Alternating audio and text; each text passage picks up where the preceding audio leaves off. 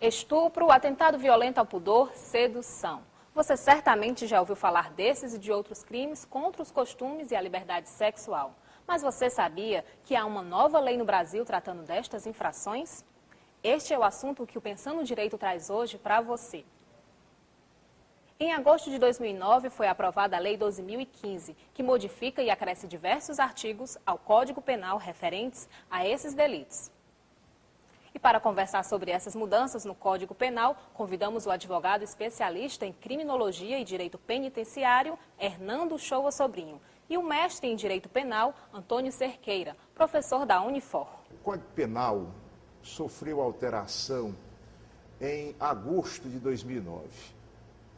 Essa alteração foi promovida pela Lei 12.015 e alcançou exatamente o título 6º do Código Penal, que trata dos crimes contra a liberdade sexual. Na verdade, o título referia os crimes contra os costumes. Hoje, crimes contra a dignidade sexual. As alterações mais sentidas foram exatamente em relação ao crime de estupro e de atentado violento ao pudor. O crime de atentado violento ao pudor deixou de existir no artigo 214. Esse artigo foi revogado. E o crime passou a integrar o artigo 213. Eu costumo dizer que se transformou o artigo 213 no artigo do mega estupro, porque englobou efetivamente o crime de atentado violento ao pudor.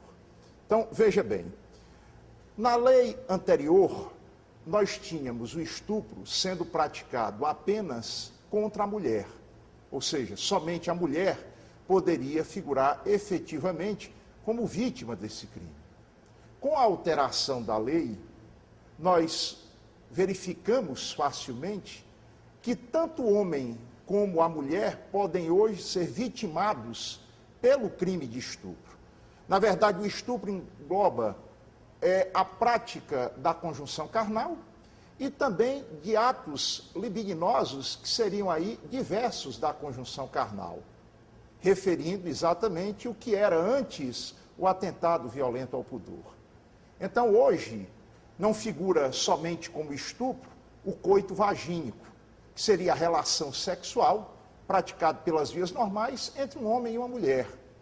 Hoje, o estupro engloba outras condutas que seriam definidas aí como atos libidinosos diversos da conjunção carnal. Um exemplo, o coito anal, o sexo oral, que se chama felação, o coito interfemoral, o beijo lascivo, o abraço lascivo, tudo isso estaria contemplado hoje pela nova lei como crime de estupro. Então essa foi uma modificação bastante sentida, porque nós tínhamos o estupro muito bem definido na lei anterior. O homem era o sujeito ativo, a mulher o sujeito passivo. Agora nós temos homens e mulheres como sujeitos ativos e também passivos. Outra alteração interessante que foi proposta, que foi determinada, melhor dizendo, pela nova lei, foi a abolição do crime de sedução. O crime de sedução, ele desaparece efetivamente do Código Penal. Aliás, essa transformação que veio pela nova lei já era reclamada pelos doutrinadores da matéria penal. O crime de sedução, na forma como estava posto, já não cabia mais na nossa legislação. Era preciso, efetivamente, a sua abolição. E o que houve foi isso, que se chama de abolitio crimes.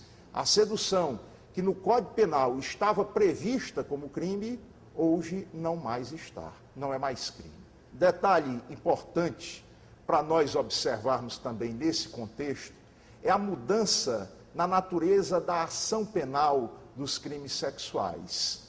Outrora, e como regra geral, os crimes sexuais eram de ação penal privada. Passaram agora, pela nova lei, a ser crimes de ação pública condicionada à representação. Como regra, e excepcionalmente, crime de ação penal pública incondicionada. A pena com relação ao estupro comum continua sendo a mesma, de 6 a 10 anos. O que aumentou foi a pena quando resulta lesão grave ou morte da vítima. Atualmente, se resulta morte, a pena é bem maior, e se resulta lesão grave, a pena também é maior. Afora isso, o estupro, na sua modalidade simples, digamos assim, continuou com a mesma pena de 6 a 10 anos de reclusão. Já o estupro de vulnerável, que era um crime que não existia anteriormente, a pena é bem maior, de 10 a 20 anos, de 8 no primeiro momento, na forma simples, de 8 a 12 anos, e se na forma qualificada, se resulta lesão grave ou morte, ela pode chegar até de 12 a 30 anos, que é a mesma pena do homicídio qualificado.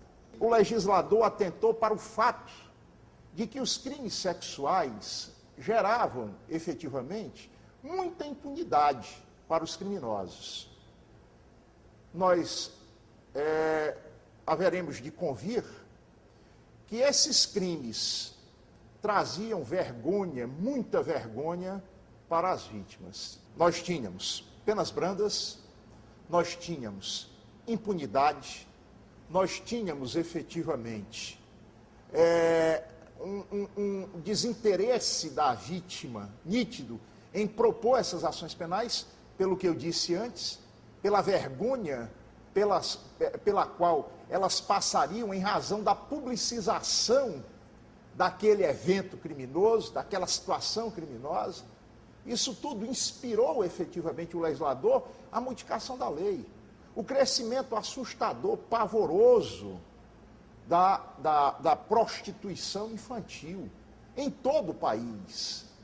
Nós tivemos e temos ainda em funcionamento no Senado uma CPI que exatamente investiga e busca arrefecer o crescimento da prostituição infantil no país. Então, nós temos aí elementos suficientes para motivar o legislador no projeto de modificação da lei, né? Na empreitada de modificação da lei penal. Quanto a ter aumentado ou diminuído a criminalidade, eu quero informar que isso não altera. As razões que levam o criminoso sexual a praticar suas condutas, na sua grande maioria, não são coibidos pela edição de uma nova lei mais grave ou menos grave. Evidentemente que dentro das classes mais favorecidas, e aqui eu me refiro àquelas pessoas com nível cultural melhor, etc., que também praticam esse tipo de crime normalmente, tendo como vítima pessoas ligadas, inclusive, à família, quando não, o próprio descendente, filho ou filha. Evidentemente que nessas pessoas, a mim me parece que a lei possa causar um refreamento maior. Porque eles têm um acesso maior quanto às informações, etc. Nos demais, principalmente o criminoso patológico, como eventualmente aquele que nós tivemos notícia recente, que teria abusado sexualmente de 6 adolescentes e depois, na sequência, os matou, esse tipo de criminoso, a mudança da lei não traz nenhuma... O que vai trazer é um maior rigor na punição. Mas eles não são refreados pela edição de uma lei mais grave ou menos grave, nunca. Quer rever esse Pensando Direito? É só acessar o site da Unifor, onde você pode assistir a toda a nossa programação. Suas críticas e sugestões são sempre bem-vindas. Escreva para pensandodireito@unifor.br. Se preferir, ligue 3477-3422. O Pensando Direito fica por aqui. Obrigada pela sua companhia e até a próxima.